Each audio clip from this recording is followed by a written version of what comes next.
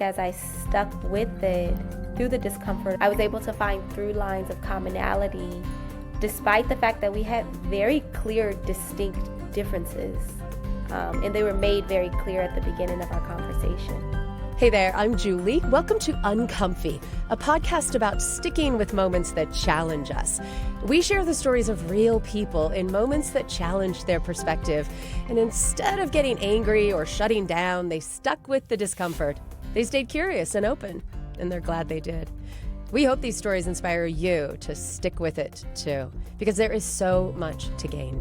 New empathy, deeper relationships, more clarity about our own views. I'm glad you're here. Now, let's get uncomfy. Here's a story about a disagreement with a stranger about guns that ended up in a surprising place.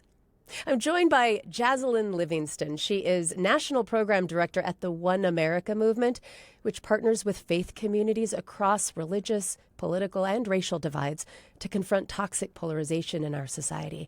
And Jazzalyn's also one of the co-founders of Black Girls Leadership Academy. Jazzalyn, welcome. It's so great to talk with you today.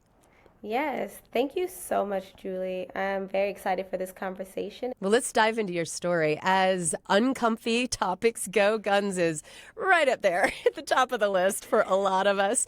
So where were you when this topic came up, and who were you speaking with? I was on a plane, and I was heading home to Washington, D.C., and also in a middle seat. Where I actually was engaged in a conversation that initially we weren't really having much of a conversation when we first got on the plane with my plane mate. Person was sitting right next to me, and I recognized that I actually had noticed something on his shirt that made it very clear in terms of his political standing. I would say that. So I was aware of, based off of symbols. Was curious of what was taking him to Washington, D.C., and we just had a really friendly conversation about what was bringing him to D.C. I talked a little bit about where I was coming from. It did begin at a very neutral conversation, and then we began to talk about school shootings. And I understood that the Second Amendment was a value of his, and so there was a moment where he said, essentially, like, no one can have their hands on my guns. I don't want anyone to have their hands in my guns, on my guns. As he talked about the value that he has around funding police and ensuring that law enforcement and enforcers had what they need to protect the city, protect property, if need be, and whatever lengths they may need to take for that. And so what was uncomfortable for you then about hearing this man express, "Don't come for my guns"? What was uncomfortable for you about that?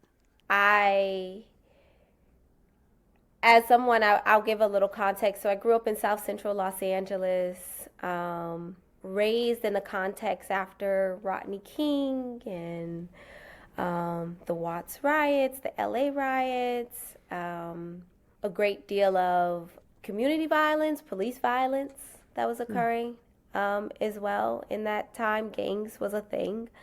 War on drugs was a thing. Drug crimes and the influx of that in communities was also a thing. I give that context to give a little background of the cultural and social context, because I think it deeply shaped my upbringing. At 13, I had a brother that was also heavily involved as a teenager in, I would say, that culture in some ways. Someone who was seeking a sense of power while feeling very powerless as a young Black boy, as a young Black teenager. And I think kind of the culture of hanging with gang members or friends gave him a sense of community. But I say that context to say that, at 13, I lost my 19-year-old brother to community violence. He was shot, and I won't go into the gruesome details of that happening, but that was the first real time that I ever came in deep contact with what guns could do. I obviously was the person who pulled the trigger, but that was the mechanism that took my brother's life. So even at a young age, at 13, that's when I began to advocate against gun violence. It's not an easy topic to talk about. What was it that led you to kind of choose to, okay, let's go there. Let's have this conversation. And what was your mindset?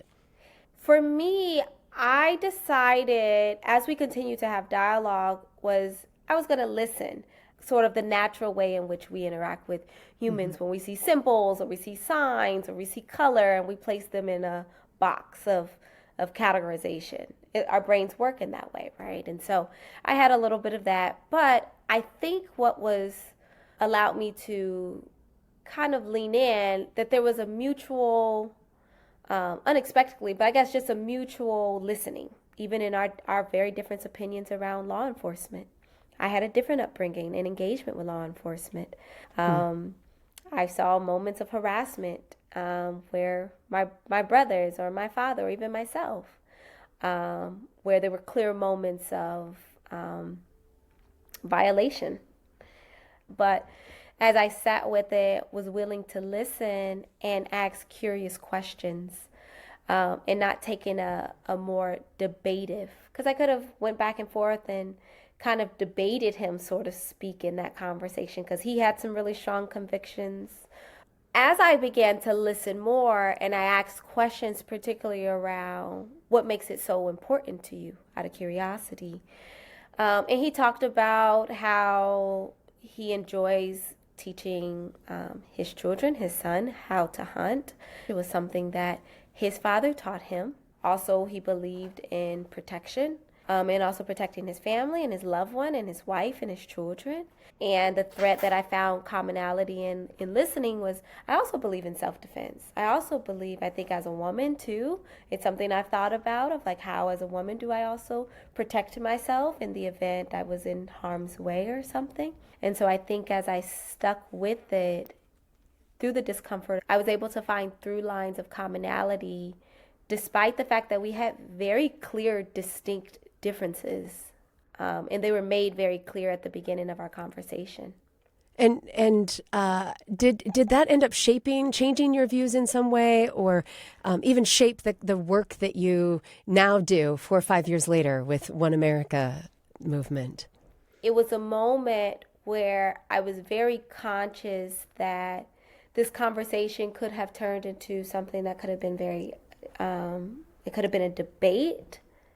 I didn't leave that conversation thinking like, oh yeah, see, that's the problem with folks that think this way, or he was wrong. I can't believe he has such a high value about this thing. And I could have left with that kind of perspective about him or feeling about him. But I think what it really taught me was that we actually have more in common than what we think. It began my journey of being conscious of how I engage with folks that I may assume look, vote, worship differently than me. And I don't always do this perfectly, but I try to be conscious of, am I not engaging with someone because I'm placing someone in a box? Or am I shutting off and closing off when someone is sharing something that I may disagree with? I'm feeling tight in my stomach. I want to put up my defense. But am I willing to just kind of, okay, can you tell me a little bit more? Can I get to a deeper understanding? So that has shaped even what I'm doing right now with One America movement. We work in 6 different localities. We partner with faith leaders and faith communities across political, racial, and religious divides, whether that's in our hub in Jackson, Mississippi, where the water crisis was going on, and it's still remnants of that water crisis. And we're seeing Muslim and Christian leaders coming together to serve their community, the city of Jackson, clean water. And at a time like this where peacemaking isn't very exciting, unity doesn't always feel very exciting for some, it's faith leaders who are on the front lines doing that work in the peacemaking and bringing folks together across those differences. Jazzalyn Livingston is the National Program Director at the One America movement, which partners with faith communities to confront toxic polarization in our society. Jazzalyn, thanks again. Appreciate it. Thank you. And thank you for getting uncomfy with us today. Have you had an experience recently where choosing to stay uncomfortable led to an unexpected outcome? I would love to hear about it. email your story to uncomfy@byu.edu. We might even invite you on the show to talk about it. In the meantime, if you're looking for more thoughtful ways to practice sticking with moments that challenge you, check out my other podcast called Top of Mind. We recently did an episode about childcare in America, why so many families of all incomes struggle to afford it, and why, even though it's so expensive, many childcare operators are still just barely squeaking by. It's a real conundrum. And as somebody who doesn't have kids, I was challenged by the suggestion from one of our guests in that episode that all Americans should be subsidizing childcare. I'd love to hear if anything in that episode challenged you, maybe made you a little uncomfy in that good way that leads to empathy and understanding. You can find Top of Mind on Apple Podcasts, Spotify, or anywhere you listen. Uncomfy is a BYU radio podcast. Samuel Benson produces it with help from Enrique Prado, James Hoops, and Sam Payne. Kelsey Ney composed our theme music. I'm Julie Rose. Can't wait to get uncomfy with you again next week. Hey there, it's Julie. Talking politics is deeply uncomfy for so many of us right now, which is why we're bringing you lots of stories along those lines. And I want to point you in the direction of another show called A Braver Way with Monica Guzman. She literally wrote a book on how to have conversations about politics in polarized times. And it was a big influence on my own willingness to start getting uncomfy. So over on her podcast, A Braver Way, Monica introduces us to people across the political spectrum who are doing it too. I can't stop thinking about a recent episode that featured a college student who created a club at his campus at the University of South Florida to host weekly cross-partisan discussions on the hot-button issues of the day. He talks about how hard it was and also how rewarding. And every time I listen to A Braver Way, I feel more excited to get out there and engage with perspectives that challenge me. So check it out at braverangels.org/A Braver Way. Or just search for A Braver Way wherever you get your podcasts. I think you're going to love it.